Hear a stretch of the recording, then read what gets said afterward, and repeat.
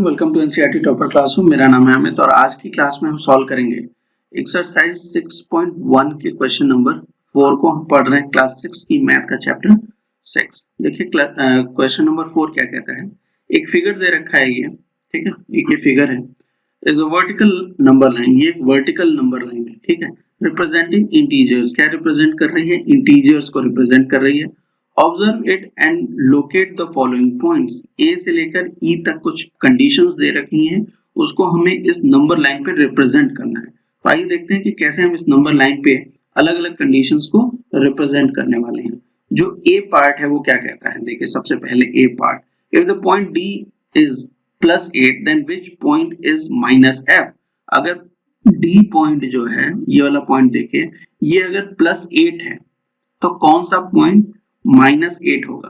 ठीक, तो +8 अगर ये है तो हमें क्या करना होगा, माइनस के लिए जब भी हम अबव जाते हैं, ऊपर हम जा रहे हैं तो साइन क्या ले रहे हैं, प्लस। यही 0 से जब नीचे जाएंगे तो साइन हम क्या लेंगे, नेगेटिव। ठीक, इतना चीज तो हमें समझ में पहले ही आ चुकी है कि जब हम 0 से ऊपर जाएंगे या 0 के राइट हैंड साइड में जाएंगे, जब हॉरिजॉन्टल में लाइन होती है, 0 के राइट हैंड साइड में जाते हैं तो प्लस में लेते हैं, 0 से लेफ्ट हैंड साइड जाते हैं तो नेगेटिव में लेते हैं। ठीक है, इसी तरीके से वर्टिकल में भी होता है कि अगर वर्टिकल में 0 से ऊपर जा रहे हैं, ग्राउंड लेवल के ऊपर हैं, सी लेवल के ऊपर हैं, तो वो कौन सी साइन होती है, पॉजिटिव साइन कंसीडर की जाती है। अब जब 0 से आप नीचे जाएंगे, बिलो जाएंगे, सी लेवल से बिलो जाएंगे, ग्राउंड लेवल से बिलो जाएंगे, तो वो नेगेटिव में होगा।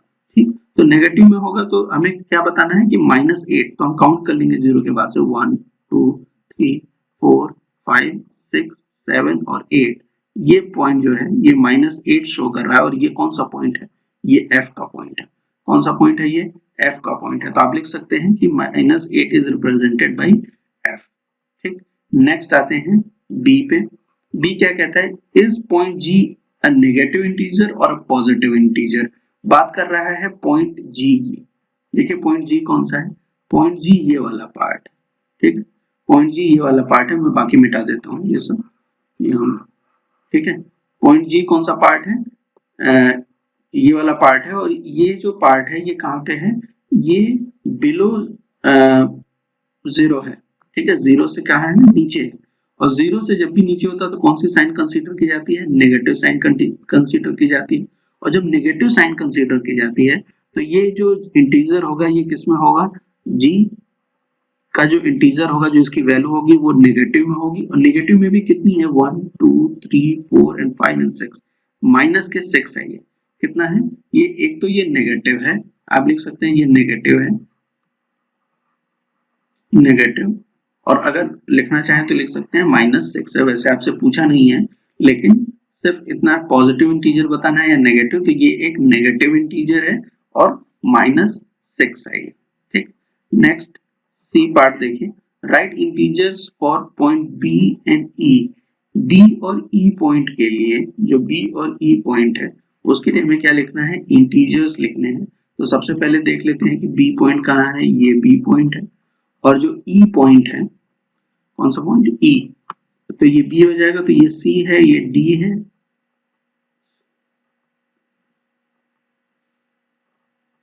तो ई हमारा यहाँ नीचे है। ठीक है, ई कहाँ है, यहाँ नीचे में है, तो हमें इसके लिए क्या लिखना है, राइट द इंटीजर पॉइंट्स। तो बी का जो पॉइंट है वो कितना हो जाएगा, देखिए 1 2 3 4, प्लस का 4 जो है वो बी है। ठीक है, प्लस का 4 जो है वो क्या है, बी है, और ई जो है हमारा वो क्या है, ई को भी हम 0 से नीचे काउंट कर लेंगे।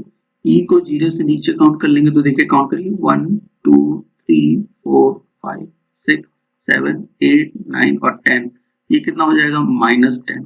तो आप यहाँ पे बता सकते हैं कि बी क्या है, बी का जो वैल्यू है वो क्या है, +4, और ई की जो वैल्यू है वो कितनी है, -10। ठीक, समझ गए। आते हैं नेक्स्ट पार्ट पे, डी को देखिए, क्वेश्चन नंबर 4D। 4D क्या कहता है, which point marked on this number line has the least value. कौन सा पॉइंट है जो मार्क्ड है इस लाइन, नंबर लाइन पे, जिसकी लीस्ट वैल्यू है। तो जो लीस्ट वैल्यू होगा वो 0 नहीं होगा। 0 तो क्या है, 0 तो माइनस से बड़ा है। ठीक है, पॉजिटिव हो नहीं सकता, देखिए +8 तो हो नहीं सकता, वो सबसे ऊपर है। नंबर लाइन में जो सबसे नीचे होगा, वही सबसे लीस्ट होगा, ठीक है। और अगर यही हॉरिजॉन्टल नंबर लाइन होती तो जो सबसे ज्यादा लेफ्ट में होता वही सबसे लीस्ट होता, ठीक। यहाँ पे ई पॉइंट सबसे लीस्ट होगा, ठीक। तो ये जो ई पॉइंट सबसे लीस्ट है, इसकी वैल्यू क्या है, अभी हमने निकाली थी, ई की वैल्यू क्या थी, -10 थी, ठीक है। ई की वैल्यू क्या थी, -10 थी। तो और क्यों ये लीस्ट है, क्योंकि ये जीरो से भी नेगेटिव में जा रहा है और नेगेटिव में भी सबसे ज्यादा नेगेटिव में, ठीक है। एफ वाला पॉइंट ई वाले पॉइंट से बड़ा होगा, क्यों, क्योंकि इसकी नेगेटिव कम है, ठीक है। ये 8 पे है, -8 पे है, ई जो है -10 पे है, ठीक। तो उम्मीद करता हूँ कि ये वाला क्वेश्चन आपको समझ में आया होगा। अब हम चलते हैं ई पार्ट पे, ठीक है। ई पार्ट को सॉल्व करते हैं। Arrange all the points in decreasing order, सारे पॉइंट्स को किसमें हमें करना है, डिक्रीजिंग ऑर्डर पे करना है। डिक्रीजिंग का ऑर्डर का मतलब क्या हो गया कि जो सबसे बड़ा है वो सबसे पहले आएगा, ठीक है।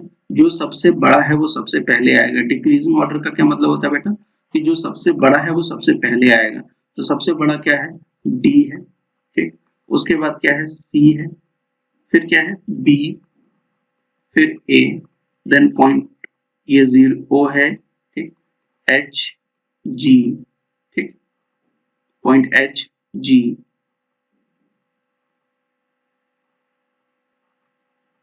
और एफ और ई, ठीक। तो ये हो गया डी, सी, बी, ए, ओ, एच, जी, एफ, ई।